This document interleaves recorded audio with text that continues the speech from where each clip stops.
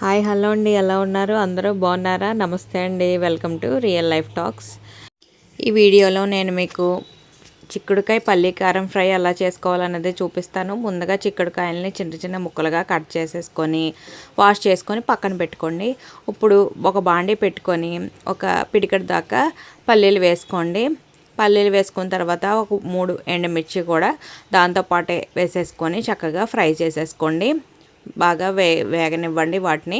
ఇగోండి వేగిపోయాయి కదా, చక్కగా ఒక ప్లేట్లో వేసుకొని చల్లారబెట్టేసుకోండి. ఇప్పుడు అదే బాండీలో కొంచెం జీలకర్ర, కొంచెం ఆవాలు వేసుకొని నూనె కూడా వేసుకొని నూనె కొంచెం ఎక్కువ వేసుకోండి. ఫ్రై అంటే నూనె కొంచెం ఎక్కువే పడుతుంది కదండి. సరిపడా నూనె వేసుకొని ఆవాలు జీలకర్ర చక్కగా వేగిన తర్వాత మనం కట్ చేసుకున్న ముక్కలు అన్నీ కూడా అందులో వేసేసుకోండి.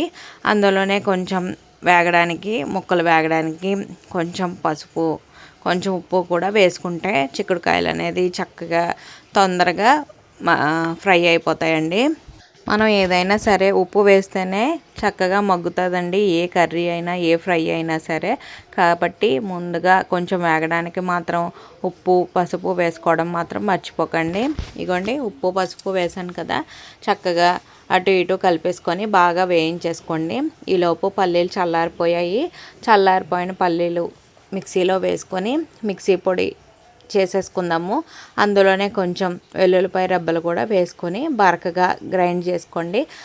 మరి పేస్ట్లా గ్రైండ్ చేసేకండి, కొంచెం బరకగా ఉండాలి. అక్కడక్కడ వెల్లుల్లిపాయ రెబ్బలు, అక్కడక్కడ మన పల్లీలు కూడా తగులుతూ ఉండాలి. ఇగోండి నూనెలో బాగా మన చిక్కుడుకాయలు ఫ్రై అయిపోయాయి కదా. ఫ్రై అయిపోయిన తర్వాత మనకి మీ రుచికి ఎంత అయితే తగ్గట్టు అనిపిస్తుందో పల్లీ కారం అప్పటిదాకా వేసుకోండి. నేనైతే ఆ పావు కేజీ చిక్కుడుకాయలకి ఒక 3 చెంచాల దాకా వేసాను. ఇగోండి కొంచెం లైట్గా ఉంది అని అనిపిస్తే మీకు చూసినప్పుడు ఇంకొంచెం వేసుకుంటే కనుక చక్కగా ఆ పల్లీ ఫ్లేవరు అనేది మనకి బాగా తెలుస్తుంది. ఈ కారం వేసిన తర్వాత ఇంకొక నిమిషం అనేది కనుక మనం మగ్గించుకుంటే ఆ పల్లీ కారం అనేది ఆ చిక్కుడుకాయలకి బాగా పడుతుంది. ఇగోండి 1 నిమిషం మగ్గించుకున్నాను కదా. ఇగోండి పల్లీ కారం ఫ్రై అయిపోయినట్టేనండి. చిక్కుడుకాయలు మ్యాక్సిమం చాలామందికి ఇష్టమే అయి ఉంటుంది. ఇలా కూడా చేసి పెట్టండి, గ్యారంటీగా నచ్చుతుంది వాళ్ళకి. పక్కన ఏ రసమో ఏ సాంబారో ఉంటే చక్కగా తినేస్తారండి. చిక్కుడుకాయ టమాటా కూడా బాగుంటుంది, కానీ ఈ పల్లీ ఫ్రై కూడా చేసి పెట్టండి. చిక్కుడుకాయతో మీరు ఇదే రెసిపీ చేసుకోవాలనుకుంటారు. ఫ్రై అయినప్పుడల్లా మీకు ఇదే గుర్తొస్తూ ఉంటుంది. అంత బాగుంటుందండి. మనం పక్కన పెట్టుకున్నాం కదా పల్లీలు ఆడి, వెల్లుల్లిపాయలు ఎండుమిర్చి వేసి ఆడుకున్నాం కదా, అది కొంచెం ఉప్పు వేసుకొని కొంచెం నూనె వేసుకొని అన్నంలో కూడా కలుపుకొని తినొచ్చండి. పల్లీ కారం చాలా బాగుంటుంది. ఇలా ట్రై చేసి చూడండి. చిక్కుడుకాయ పల్లీ కారం చాలా బాగుందండి. దాంతోపాటే మీకు టమాటా రసం కూడా చేసి చూపిస్తాను. ముందు ఒక 5 టమాటాలు తీసుకొని దాని తగినంత నీళ్లు పోసుకొని స్టవ్ మీద పెట్టేసుకోండి. స్టవ్ ఆన్ చేసుకొని అవి బాగా మరిగిపోవాలి. స్లిట్ లాగా వస్తుందండి టమాటాల మీద, ఆ తొక్క అంతా కూడా బయటికి వచ్చేస్తుంది ఉడికితే. అప్పుడు దాకా మనం ఉడికించుకుంటే సరిపోద్ది. ఇగోండి టమాటాలన్నీ చక్కగా ఉడికిపోయాయి. ఉడికిపోయిన తర్వాత దాని మీద తొక్క అనేది మీరు తీసేసుకోండి, లేకపోతే టమాటా చారులో అలా తొక్కలుగా తగులుతూనే ఉంటాయి, అవి బాగోవు రుచికి కూడా. కాబట్టి ఆ పైది తీసేసుకుంటే మనకి టమాటా రసానికి రెడీ అయిపోయినట్టేనండి. ఇగోండి మొత్తం అంతా టమాటాల మీద పైన తొక్క అంతా తీసేసుకున్నాం కదా. ఇప్పుడు ఒక గిన్నెలో ఆ టమాటాలన్నీ వేసేసుకొని చక్కగా బ్లెండర్తో కానీ లేకపోతే పొటాటో స్మాషర్తో కానీ చక్కగా ప్యూరీ లాగా తయారు చేసేసుకోండి. ఎటువంటివి ముక్కలుగా టమాటాలు ఏమీ లేకుండా. ఇగోండి నా దగ్గర బ్లెండర్ ఉంది కాబట్టి నేను ప్యూరీ దాంతో చేసేసుకున్నాను, లేకపోతే మీరు మిక్సీలోనైనా వేసేసుకోవచ్చు ఆ టమాటాలు అచ్చంగా.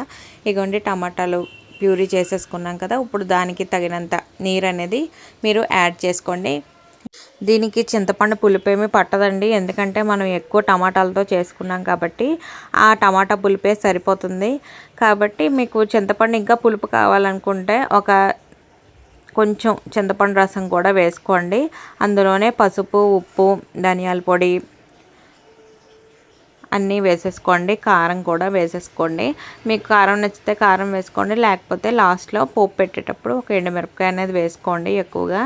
ఇగోండి మొత్తం పసుపు, ఉప్పు, ధనియాల పొడి, కారం అన్నీ వేసుకున్నాం కదా, ఒకసారి అన్నీ కలిపేసుకోండి కలిసేలాగా మొత్తం.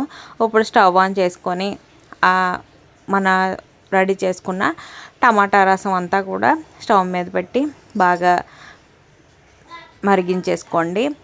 ఇప్పుడు మనం పోపుకి రెడీ చేసేసుకుందామండి. ఒక 5-6 మెంతులు, ఒక పావు టేబుల్ స్పూన్ జీలకర్ర, ఒక పావు టేబుల్ స్పూన్ ఆవాలు, కొంచెం ఎండుమిర్చి, కొంచెం ఇంగువ, కొంచెం కరివేపాకు ఉంటే వేసేసుకొని వెల్లుల్లిపాయ రెబ్బలు కూడా వేసుకోండి. ఫ్లేవర్ బాగుంటుంది వెల్లుల్లిపాయ రెబ్బలు వేస్తే. ఇగోండి చక్కగా మన టమాటా రసం అనేది ఉడుకుతుంది కదా, ఇగోండి కరివేపాకు కూడా వేసేసుకొని చక్కగా ఆ పోపు అంతా నూనె వేసుకొని కొంచెం ఆ పోపు అంతా వేగేలాగా కొంచెం వేయించేసుకోండి.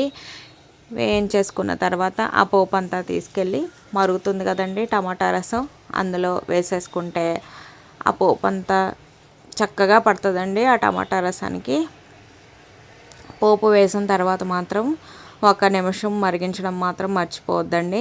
ఎందుకంటే టమాటా రసానికి ఆ పోపు అంతా పట్టి చక్కగా మంచి సువాసన అనేది వస్తుంది కాబట్టి 1 నిమిషం మరిగించుకుంటే మన టమాటా రసం రెడీ అండి. ఇగోండి చిక్కుడుకాయ పల్లీకారం ఫ్రై, టమాటా రసం చాలా బాగుంటుందండి. మీరు ఖచ్చితంగా ట్రై చేయండి ఈ రెండును. నా వీడియోస్ కనుక నచ్చుతున్నట్టయితే లైక్ చేయండి, షేర్ చేయండి, సబ్స్క్రైబ్ చేయడం మాత్రం మర్చిపోకండి. థ్యాంక్ యూ అండి. బాయ్ అండి. బాయ్.